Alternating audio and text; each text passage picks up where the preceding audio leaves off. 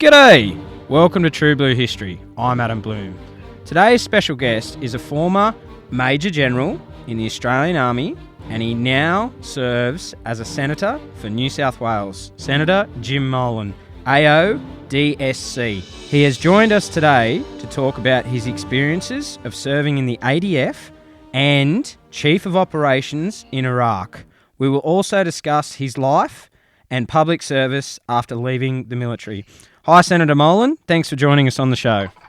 Good to be with you, Adam, and good to be with all your listeners, and I hope I can keep them interested for our podcast. No, thank you, Senator Molan. I really do appreciate you giving your time up and just talking to us about your life and your career. So, Senator, could you share with us what motivated you to join the Army and whether or not you considered joining either the Navy or the Air Force before making your decision? And does your family have a history of military service? We do have a history of military service, both in the First and the Second World War, but no more, I think, than most Australian families of those two eras. My father was certainly away for almost all the war period, and five of his brothers and my mother's brothers served everywhere from North Africa through the islands and with the RAAF in Europe. So I guess we have a history of military service. As I said, probably no more than most Australians of that era have.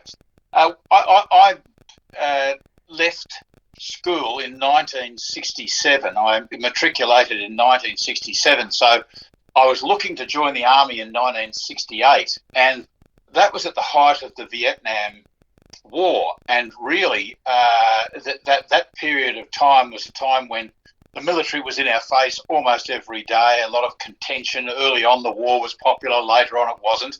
I wasn't overly worried by that, I must admit. I was very keen to join the military, and I looked at joining other services, and I used to make the joke that I didn't think my maths was good enough to join the Air Force, and subsequently found out that the kind of maths that most pilots use have more to do with how much time they can get sleeping rather than how to fly their aeroplanes. And later on I became a pilot and was an Army helicopter pilot. But I was very in the combat elements of the Army, and I could see in my situation, that was my desire. If you're going to be a soldier, my thought processes as a kid were, if you're going to be a soldier, you've got to be in the combat elements, and that's what I did. So I joined the Army in 68, Adam, in January 68, and left 40 years later. Right, a very, very long career, very, very much so. Yes, it is a long career, and as my kids say to me, you've only ever had one bloody job, Dad. Well, being in the military is the most extraordinary variety of life. Over that 40 years, I was a junior soldier, an infantryman, a commander of military units from a 30-man platoon to a 15,000-person division. I was a trainer, an educator, a teacher. I spent 5 years in Indonesia as a diplomat in our embassy in Indonesia. So when you look at the things and opportunities that you get in the military, and I'd really say this to parents or to younger people who are thinking about joining the military, we need the best people in our military right now like we've never needed them before. The military is going to be, as we face the most uncertain strategic environment that we have faced since 1945. We need the best and brightest in the military, and I mentor a number of people throughout the last couple of years in trying to get into the Defence Force Academy or as well joining as soldiers in the Australian Army, Navy or Air Force. So it is a great career. The variety is unbelievable. You work for it, you give everything for it, but the rewards are amazing. Absolutely. So during your career, you served as a rifle platoon commander in the 1st Battalion, and you were in the Pacific Islands Regiment, New Guinea. What was your role of the Australian Defence Force in Papua New Guinea during your post there, and what did your role as a rifle platoon commander involve? Well, that was my first posting out of Duntroon, and I was in Duntroon from 1968 until graduating in December 71. And in that, I did a history degree through the University of New South Wales for 3 of those 4 years. And the 4th year was 12 months of straight military training. So I graduated as a lieutenant, and before we graduated, a number of the infantry graduates were actually posted to Australian battalions. The battalion's about 800 strong, headed by a lieutenant colonel with about 30 officers and 100 non-commissioned officers, sergeants, corporals, warrant officers, and the rest are young soldiers. And we had been obviously fighting for some time in Vietnam, and we and the infantry graduates were very keen to get to Vietnam. And I was posted to a battalion that was going to Vietnam, but the government changed, as we know, and Whitlam government came in and pulled our troops out of Vietnam. So my posting was changed, and the next best and most exciting posting was really to the Pacific Islands Regiment. And at that stage, Papua New Guinea was in our trust as a United Nations trusteeship, and it was on the verge of self-government first and then independence.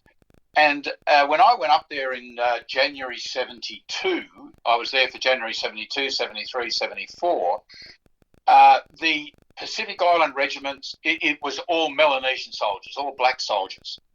And they were about halfway through replacing the white officers. There used to be white officers and NCOs and Melanesian soldiers, and they were halfway through a process of replacing the officers and the NCOs with Melanesian officers and NCOs, and with Papua New Guinean officers and NCOs. And so when I arrived in the 1st Battalion of the Pacific Island Regiment in Port Moresby, and it consisted of a number of these what are called companies, which were about 120 strong, to make up the 800-person battalion. And normally in one of these 100-plus strong groups called a rifle company, there are five officers, and of those, and when I arrived, I was the very last white platoon commander to be posted in. I was the only white platoon commander in that company. The officer commanding the company and the second in command were both Australians, and me, and then the 2 other platoon commanders had graduated from Portsea and were Papua New Guineans. So the battalion was in transition to command and to being an army of an independent country, Papua New Guinea. And what we were doing there, fundamentally, Adam, we were nation building.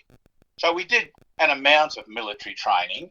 Most of it was riot control type training because of the fear that there would be tensions during the changeover from Australian government to self-government and independence. And most of the training we did as troops was riot control training to back up the police. But the other major thing we did was nation building, and I would have spent 8 months of each of the 3 years I was there, 8 months each year in the jungle, with my pack on my back, with my 30 or 40 soldiers, and we would walk from one village to another, telling people that there was a place called Papua New Guinea, and you were it, and you were about to become Papua New Guineans and an independent nation. It was an incredible experience, and an experience which I didn't appreciate as much because I was still annoyed that I hadn't, after 4 years of training, to go to Vietnam, but I hadn't culminated that training by going to Vietnam and fighting in Vietnam.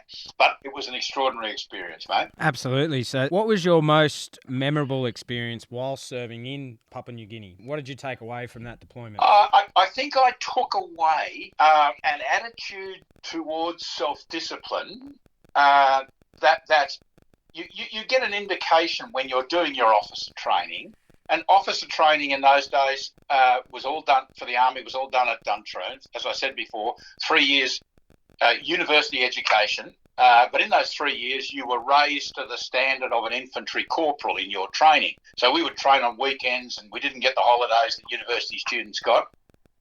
And we would train after hours, and you had to meet the training requirements for an infantry corporal. And then in the last year, your training was raised to that of a lieutenant. But you don't really learn everything that you should know till you are out by yourself commanding. And I guess what I did learn was that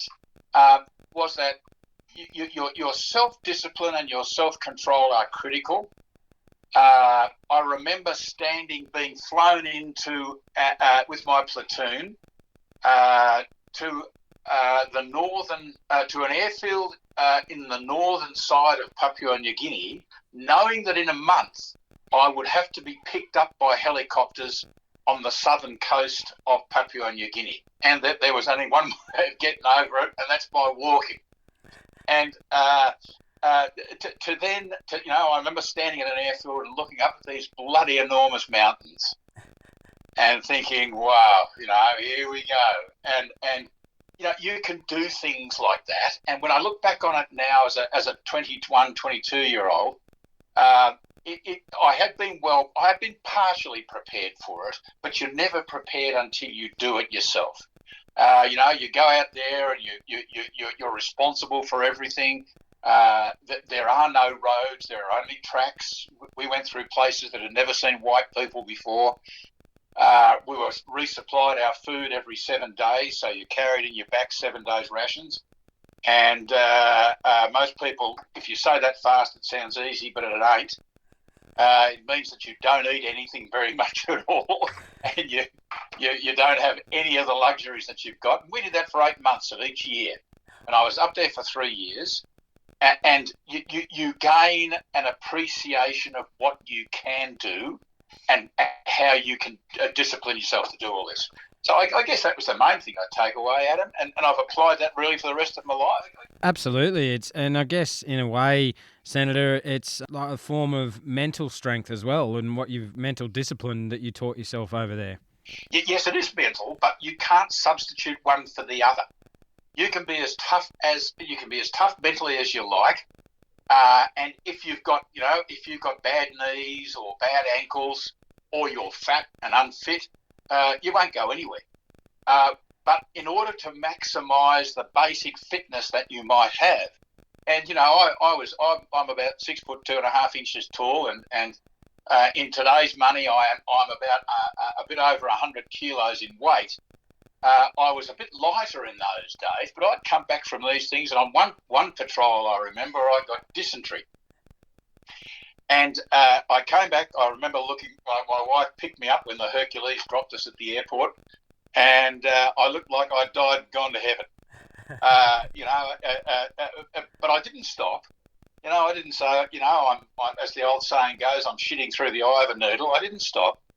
I overcame it, and I stayed with the soldiers. After 2 or 3 weeks of the most appalling situation, at the end of it, I was still there. And for me, that's very, very important. Absolutely. It shows just what, Senator, what the veterans before you from the First World War went through. It's still similar, and you went through exactly what they went through. Adam, that's a very, very good point, because, the kind of wars we have been fighting since Vietnam have been very structured wars where we had great backup and great facilities for our soldiers. But when my father went to war, they had nothing. And he used to tell me about the induction. He was in the militia between the wars. He was a little bit older than the average guy that joined up. He was in the militia before the war, so he was a little bit advanced. But he used to tell me the stories about the appalling preparations that were made in Australia during the 30s for a war which was so obvious and so coming down the track towards us. And because we were, I say nowadays, as I advocate for increased preparations for the future, for crises in the future, that Australia has never, ever been prepared for any one of its wars that it's gone to. And that is criminally incompetent. And we don't know what's coming down the track towards us now. My father used to tell me stories about how appalling the in-processing was as Australia mobilised in 1939. And people laugh and joke and say, totally incompetent. We only had one boot and we didn't have any guns and all this kind of stuff. Well, that's because no one had prepared. And the same in 1914. Pulling together a force to go to Korea was much the same, but we had lots of very, very good soldiers and lots of stuff left over from World War II. The first battalion that went to Vietnam still hadn't done live firing, what we call live field firing, which is the ultimate form of battle preparation, until it got to the sandhills behind Vung Tau. So, we have an obligation. If we go to war, which we do very, very often in this nation, we have an obligation to soldiers and to the nation to be prepared. And it's not just being prepared for the military. If you've got no liquid fuel, if you've got no fertiliser, if you import all of your pharmaceuticals and most of your manufacturers, you are not prepared for crisis. And that's what I advocate now. We must prepare. Absolutely. Very key point, Senator, that you touch on that. And I think it's a vital point with what we're going through at the moment with a global pandemic. And it's even more relevant as the power relativities in our region between the United States and China change. I mean, we can never have any impact really on whether China and the United States goes to war. And every single day, they prepare for war. And I say that in our future, because we're part of the region, we're allied with the United States, war for Australia is not just possible, it's much more likely than most people currently recognise. It's probable and it's not inevitable. We should be able to do things now that, although we can't deter a war between the two big powers in our region, China and the US, we can deter direct attacks on this country from within that war.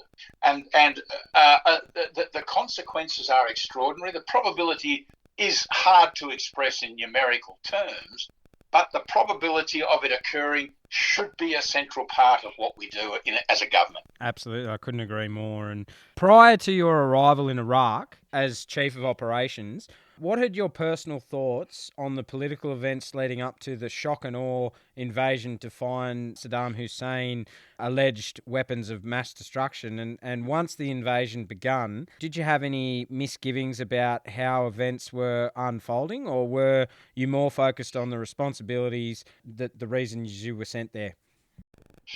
Well, a lot of people have forgotten now that the Iraq War in 2004 was initially a very popular war, supported by the US Congress, supported by the Australian Parliament,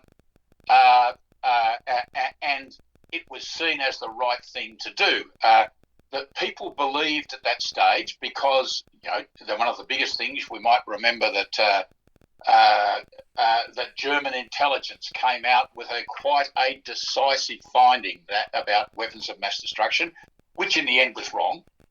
And I was certainly fully aware of what an animal Saddam Hussein was to his own people. What I was more interested in whether the war that I was being asked to go to was a just war or not. And that's something which a soldier has a moral obligation to ask. We must satisfy ourselves that the wars that our government has us go to are just wars by the traditional definition of what a just war is. That it's not a war of aggression, that it's in line with United Nations principles and a range of other conditions. And in essence, that it was being conducted in a moral and ethical way. And I didn't know I was going to Iraq. I had about 2 or 3 weeks, I forget the actual time now, a few weeks notice that I was going. And I was going there as Chief of Operations. So it was very, very important that I could answer that question. And in the book that I wrote a book called Running the War in Iraq, which is still available if people are interested. It's sold it's been a multiple bestseller.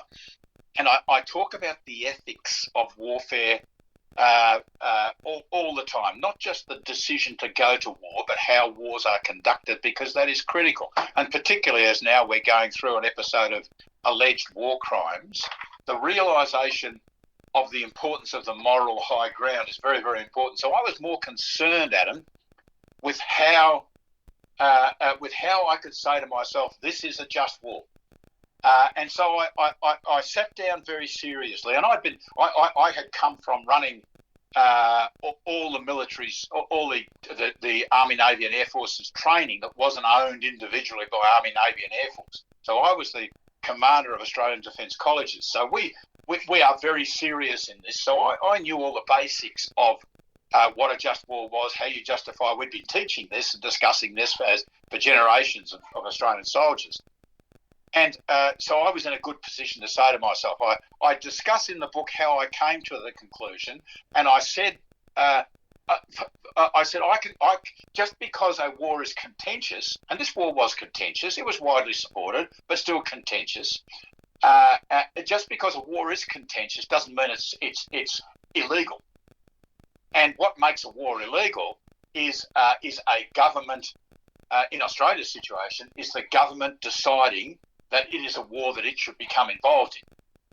And I said to myself, okay, well, going to war is, in all respects, I satisfied myself it's legal. Now, I need to find out how that war is being conducted. Now, I've been exposed to the American military for probably 20, 25 years of the 40 years that I served. I've been doing exercises with them. I've made visits to various places. I've been posted to other armies around the world, the British Army in Germany, and various short courses. I'd also, as a brigade commander, as a brigadier, I had also been lucky enough to take the command elements of my brigade. A brigade's about 3,000 to 5,000 strong, and the command elements are about 400 strong. All the communicators, all the commanders, all the staffs in the 8 battalions. I took them to Washington State in the US, 6 weeks following 2 years part-time study on what the Americans call their war fighters course. So they prepare their war fighting generals in a particular way which was revolutionary, and I'd been through that process. So I knew how they fought, I knew what they fought with, I knew their organisations. All I really had to do, I knew many of their commanders. All I had to do was then update myself as to the particular war we were going into and how it was being fought. So that was how I prepared myself. But of course, I didn't have much time. I couldn't get fit. I couldn't read widely on it. In the military, I say to people, when you go to war, you will be so busy you can no longer prepare yourself for that war. You are what you are when you cross the start line to go to war. Absolutely. And Senator, you mentioned that you wrote your book, Running the War in Iraq, and it records your service as Chief of Operations and Coalition Forces in Iraq between 2004 and 2005. As Major General, you were responsible for 300,000 troops. This force included 155,000 Americans. Had you worked with American personnel prior to this posting, and what were some of the practical elements you had to consider when commanding a force of the size which contained troops other than Australians? Well, it's important, Adam, for me to say that I was not commanding. Commanding is a legal term which is not really. People think that a general commands. Well, if you're a general who is the chief of operations, you don't command the troops. The American 4-star general is in command, and that is a legal term which gives him certain authorities. I was one of his 5 principal staff officers, and I ran all the operations on his behalf and using his authority. So it's important to make that point. And it's only important to make it because people who are ignorant, particularly journalists, of which there are a very, very large number, really enjoy saying, "Oh, Molan says he was in command of troops in Iraq, and therefore it's an ego trip for him." I have never said that. I explain the difference in great detail in the book. What I did do was that I ran the war on behalf of the general who was in command. But putting that to one side, what an extraordinary experience, and for an Australian to be in that situation is quite unique. The Americans wanted to put a non-American face on the war, and there were only two countries that had troops over there who were committed to the war who could do this, mainly because of our training and because of our access to American intelligence. That's the Brits and the Australians. And both of us, where there are 5 countries which are linked in an intelligence sense, and so we have the clearances to see the intelligence that the Americans use. The Americans wanted someone to go for a year, which is what their generals were doing. Most of their generals did 15 months, not a year. Most of their soldiers did 15 months. They were very serious about the war, much more serious than we were. But the Brits were not prepared to put someone in for 12 months. They were only prepared to put someone in for 6 months. So as a result, I got the job, and it was extraordinary. 155,000 Americans, as you say, about roughly 20,000 from memory, other troops from 28 countries. Many of them were 2 men and a dog kind of thing, just with the flag, and so they were there to show the flag. Many of them were ex-Warsaw Pact countries: Ukraine, Poland, Kazakhstan. A whole bunch of ex-Warsaw Pact countries were showing their support for the Americans by having nominal numbers of troops. But fundamentally, all the fighting was done 99% by the Americans, the rest by the Brits, and most of the countries there. Yes, there were 155,000 Americans in that force of roughly 300,000. About another 20 on top of the 150,000, another 20,000 were foreign troops that came from 28 different countries who were there to support the Americans, many of them ex-Warsaw Pact countries, strangely enough, who had token forces there. Some fought, some didn't fight at all. Some were prepared to fight. Most only fought in self-defense. So most of the fighting was done by the Americans, and what wasn't done by the Americans was done by the Brits. Then we were building up to make up the 300,000. We were building up the Iraqi army from scratch, and from my memory, we formed 100 Iraqi battalions in the year that I was there, mainly in the last, say, 7 or 8 months. And the Iraqis flocked to the colours to defend their own country. And for us at that stage of the war, and you might remember the Americans went in the invasion in 2004 and left in 2011, and then ISIS came and bad things happened. But again, the Iraqis were able to reclaim places like Mosul and hold their country together, and it's an appallingly difficult task they've got. But we formed 100 of those battalions. We didn't have officers, we didn't have NCOs, we just had enthusiastic Iraqis. And for people to expect them to be sophisticated combat soldiers, you're kidding yourself. You've got to take a long time to develop those skills and to develop the leadership skills and the equipment for them, etc. And we did our best with 100 battalions of Iraqis. Each, some might have been 300 strong, some might have been 500 strong. And by the time we left, the army, by the time I'd left at the end of that year, the army was at least starting to come back into existence. Sitting here just absolutely fascinated. It's a fascinating period of history. And so what was your experience and relationships like working with the Americans while you're in Iraq? I talk about this in some detail in the book. Most of the senior commanders had some idea about what Australia was, where it came from. Most of the high quality and best American commanders had gone down into what was called the Corps. The Corps commanded the battle fighting of almost all of those 155,000 Americans, and they did the fighting on the ground. And the Corps, which consisted of about 5 divisions, of which from memory 3 divisions were American, the other 2 was a British and a mixed one, and a Marine group. And we formed this ad hoc headquarters over the top. And the ad hoc headquarters was the headquarters I was in.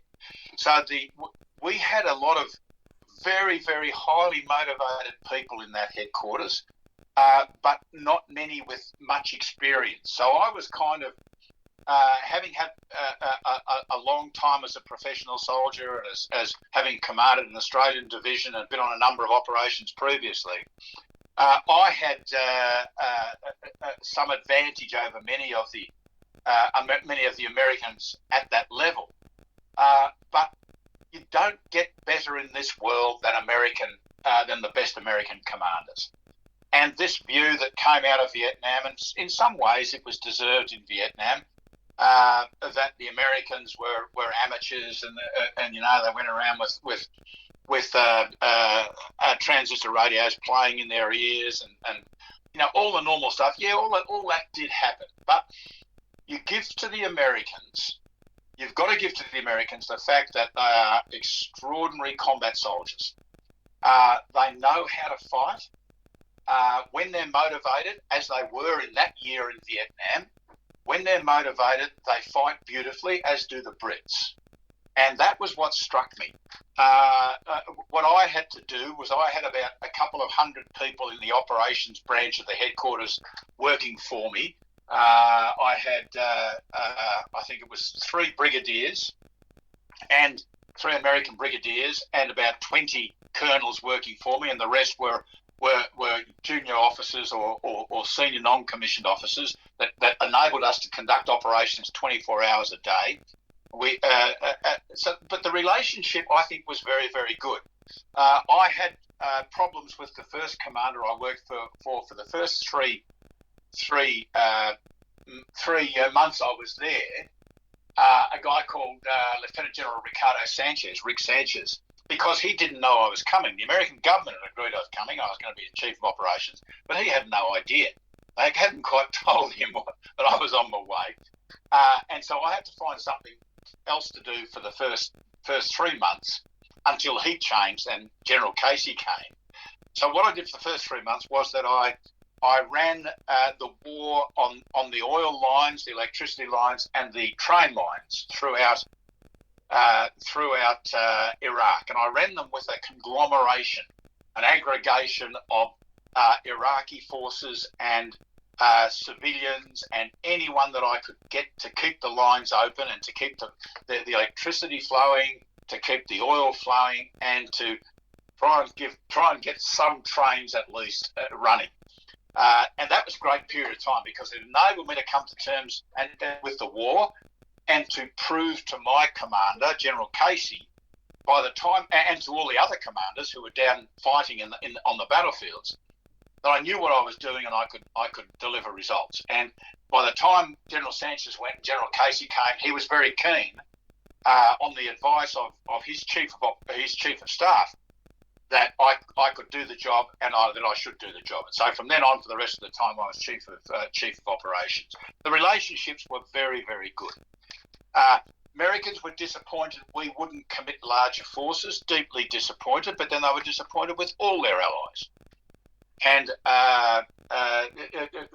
we were our Australian forces were sent down to the southern provinces, to Mathana province, where the Brits were running the entire area. And again, they were deeply disappointed that we were there to show the flag more than we were there to actually conduct military operations, because the Americans and the Brits were desperately short of troops. Desperately short of troops. They needed their allies, and their allies did not deliver for them during the Iraq War. Very interesting. And you point out in your book that when you arrived in Iraq, the coalition had not won the support of the Iraqis, and that back home in Australia, there was strong public opposition to the war. Did you think that if the war remained unpopular at home, that Australians who served in Iraq might experience the same sort of public rejection and disapproval as people who served in Vietnam? And did it cross your mind that perhaps you would be commanding a force that would experience such a public backlash? No, it didn't. Not at all. I was aware that there was opposition to the war. There'll be opposition to every war Australia's in. There was opposition to the World War II, for God's sake. Let's never forget that there was a significant element within the Australian Union movement that worked against Australian soldiers during the first part of the Second World War. That even occurred during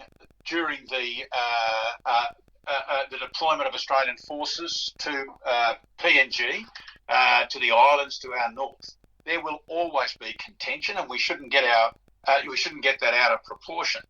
You know, I come from a family which was strongly unionised. My father was a strong Labor supporter, and he was unbelievably disgusted by what some unions did in opposing Australia in World War II, for God's sake. Now, so contention will always occur. That's the nature of a robust democracy like ours. So that didn't worry me at all. I just have to satisfy myself. And I didn't go there with a formed body of troops. I went there fundamentally as an individual. I had a small group of people around me who was my bodyguard and my executive officer, a major who looked after everything around me. And I had a 12-man bodyguard, 4 of whom were Australian Special Forces. The other 8 were American soldiers. So I wasn't worried about what was going on back in Australia in any way, shape or form. It was worse in the United States, and because I was so integrated into the United States chain of command, I was probably more aware of the sensitivity that our generals had towards the American objection to the war and the lack of troops that meant that American presidents were prepared to put into the war. It's just so fascinating to just hear a side that we don't often hear, and it's just unbelievable. And so when you can, but I just before you go on, Adam, sorry, I think that's an important point, and that's why the book that I wrote, Running the War in Iraq, was so important and so popular. It's not just a story of my year in Iraq. It's a much broader view of how Australians should wage war, and how modern wars are waged, which at the general command level, we haven't done it since the end of the Second World War. We haven't had generals running wars since the end of the Second World War, and a nation, just as a government, must be competent in running the economy. Also, it must be competent in how it runs wars if it has to run wars, and we have not had the need in this in this country since 1945. We've given our troops to the Americans or the Brits or whoever else. They've looked after the wars. We've just made the decision to go. Well, I reckon those days are past. We cannot do that in the future. We must have a much greater say as a government in what Australian troops do overseas and how they do it. Absolutely. A very key point, Senator. Absolutely. I think you are 100% correct in that statement. Absolutely, you've just hit the nail on the head. For our future, it's very important. So when you came back and the troops returned, how were you perceived by the public when you returned from service? Very well.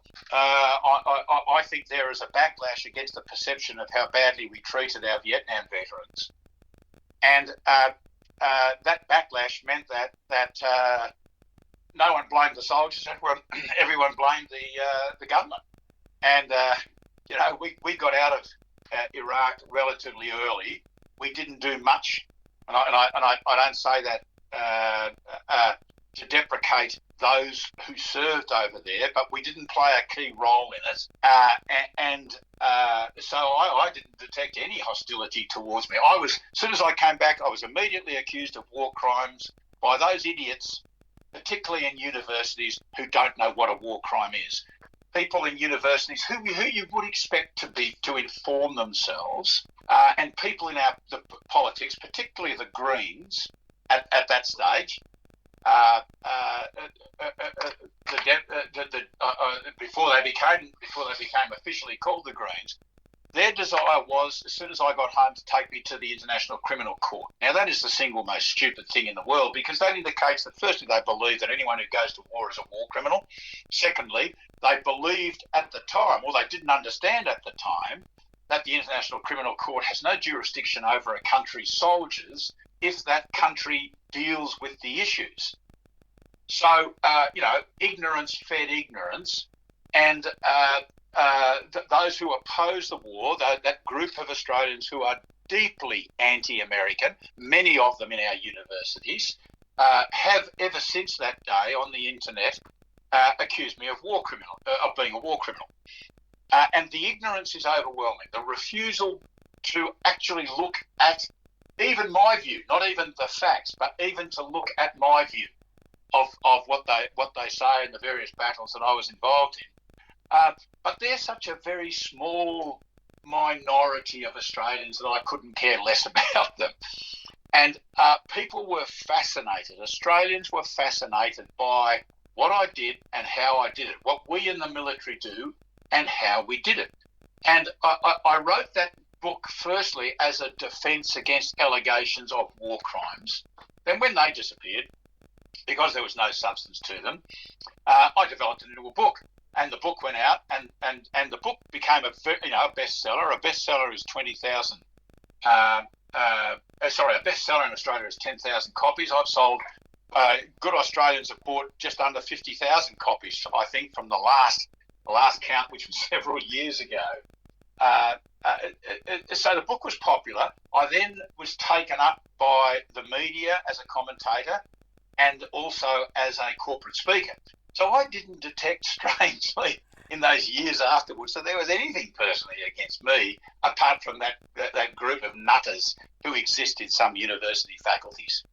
Absolutely. Senator, it's people are judged every day on what they do and what they don't do in society. It's a common thing that happens day to day. So you're not the first, and you won't be the last to be criticised on certain things. That's for sure. Can you just tell us a little bit about modern warfare and what insights do you have as to how they might be overcome? Well, I've just done a podcast myself, Adam, and that podcast is called Noise Before Defeat, which is a saying of that military philosopher Sun Tzu, a Chinese philosopher at the time who lived at the time of roughly Alexander the Great, who wrote about these kind of things, who said that if you don't get the strategy right to begin with, regardless of how good you are at fighting, you're likely to fight in the wrong place at the wrong time for the wrong reasons, and you are just noise before defeat. That's the title of it. It's available on Spotify or Apple Podcast or through my website, which is jimmolan.com. But in that podcast, there are 6 separate 20-minute podcasts, and one of them I talk about the nature of modern warfare. See, we haven't in Australia have not seen modern warfare since 1945, really since 1942-43. But the rest of the world has. You look back on our history, on the history of the world, and if World War I, we were capable of killing, well, we did kill roughly 15 million people in that war. And in World War II, we killed something between 50 and 80 million people. 50 and 80 million people in World War II. They were industrial wars. We are now post-industrial. And the capability to wage war, particularly in our region now between China and the United States, is mind-boggling. We have a China whose technological superiority in certain areas is extraordinary. We know it. In Australia, we buy most of our IT stuff from China. we've had a discussion whether Chinese companies should come in and form the backbone of our 5G network. Our ability to cause mass casualties nowadays is exponential. So modern war, from that, the Iraq War was a little war in a little part of the world, which probably killed maybe 150,000 Iraqis in that part of the war. ISIS then came in afterwards and killed many, many more. And the Americans lost 4,500 killed, with about 30,000 severely wounded, having had about 1 million people go through that war. Compared to what is now not just possible, but much more likely than currently recognised, not just possible, but probable, the next war, modern warfare, will be extraordinary. The Americans already admit that the Chinese are ahead of them in shipbuilding. The Chinese Navy has more combat ships than the American Navy. Ever since the Americans at the end of the Cold War had 600 fighting ships in their Navy, they've now got less than 300. The Chinese are over 300 fighting ships in their Navy.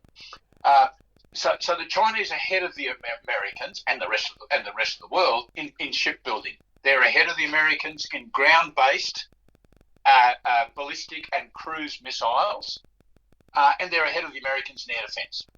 The Americans say this to us in open source documents. But so the nature of modern warfare has changed dramatically, Adam, and I don't think we are anywhere near capable enough, not just in the military sphere, but in the rest of our society, to face the prospect of a modern regional war. The first thing that will happen is that we're likely to be cut off, as we saw during COVID when we were cut off from normal supply chains for various reasons.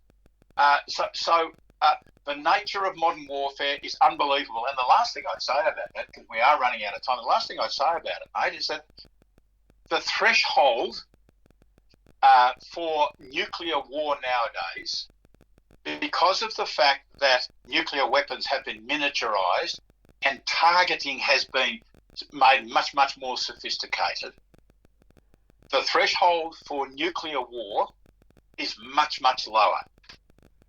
And these are the things that Australia should be preparing for, and we aren't. Absolutely. That's a key point that you touch on. So just to sum up your time in Iraq, as I know time is getting away from us, what's your greatest achievement that you feel that you got out of that operation? I think the greatest achievement was that an alliance achievement. Americans who would have worked with me and with the other Australians who were posted to the headquarters would have come away with an impression of Australians as people who were prepared to get out there and do things and whose competence was at least as high as them. This is an absolutely critical issue. Our credibility within an alliance is a critical strategic issue, Adam. And if you know the Brits, because we wouldn't fight like the Brits requested us to fight down in the southern parts of Iraq, the Brits used to call us the new French, which is the greatest insult the Brits could ever apply to anyone. Because our government didn't want casualties, therefore they said don't fight. But because I was a central part for that first critical year of the war of the American warfighting setup, the Americans a generation of Americans went away with a feeling that Australians were there amongst them, they were prepared to commit, and they were competent. This is so important nowadays. The American military capability since the end of the Cold War has reduced by 30 to 50%. They are not as strong now as they were at the end of the Cold War in 1991. Now that should terrify Australians because our military, although it is a beautiful military for the wars we've been fighting, for these Gucci little small wars of choice that we've been to since 1945, Our military is brilliant, and much of that is to the benefit or to the actions of the coalition government. Our military, in compared to what it must face in the future, lacks mass, it lacks lethality, and it lacks sustainability. And therefore, there's no point us saying to ourselves, oh, the Americans will come and save us, the Americans will come and save us. In any alliance into the future, we must bring strength. We can't, as we have in previous alliances, got away riding on the back of the Americans. We must bring our own strength into the alliance as Australians, and it's got to be serious strength. And at the moment, we don't have it as a nation or as a military. Very good point, Senator. So just quickly to wrap up, just briefly tell us, what made your decision to go into public life? I made the decision to go in public life really because I was not convinced that we were taking an appropriate approach to the structure and to the use of our military. I'd been working with Scott Morrison, and he calls me the co-author of our border policy. And I discovered in that period of time where I was working closely with the government, and I'd worked closely with our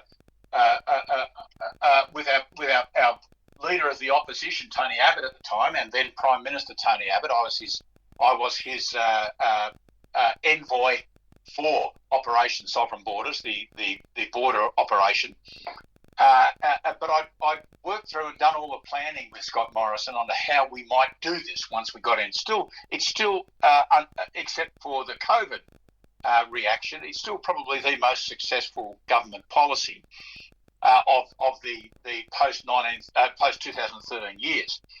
I was looking very closely internally within governments, and having looked at them for the last 40 years, I was not satisfied that we were doing justice to strategy or to how our country should run its military, and that's what motivated me to go in. And it takes 90% of a politician's time is spent getting into Parliament and staying in Parliament. Doesn't leave much time for actually achieving anything. So it's been a long, hard 3 years, and of course I was out for 5 months of those 3 years, but I'm now back in. And I intend, in the next 18 months before I leave the Senate, I intend in the next 18 months to fulfil the wishes of the 137,000 people that voted for me. And Adam, that's the largest number of first preference vote that any Australian politician has ever got in Australian political history. 137,000 first preference votes. I owe them an awful lot, and I intend to deliver before I leave politics. And that will be a national security approach, comprehensive, not just to the military, across all of the nation. Absolutely. And Senator, it's been amazing to have you on, and it's been an honour and a privilege to get you on the podcast. And all I can say is thank you for your service when you're in the Army, and thank you for your service as a senator, and continue to serve the great people of Australia today. So, Senator Molan, thank you very much for giving up your time and coming on and talking about your life and your career as a soldier and now a serving senator. So, Senator Molan, thank you very much. Thanks, Adam, and thanks for giving me the opportunity to speak about these things. They're critically important. And I hope your listenership gets something out of it all. And I hope I've entertained them as well at the same time. Thanks very much, mate. Thank you. Thanks for listening. Don't forget to subscribe and leave a review for the podcast on whatever platform you get your podcast. If you would like to support us, you can now via our Patreon page. That's patreon.com/True Blue History, or via Buy Me a Coffee at buymeacoffee.com/True Blue History. The links will be in the description below. And check out our new website, truebluehistory.com, for more information about the podcast.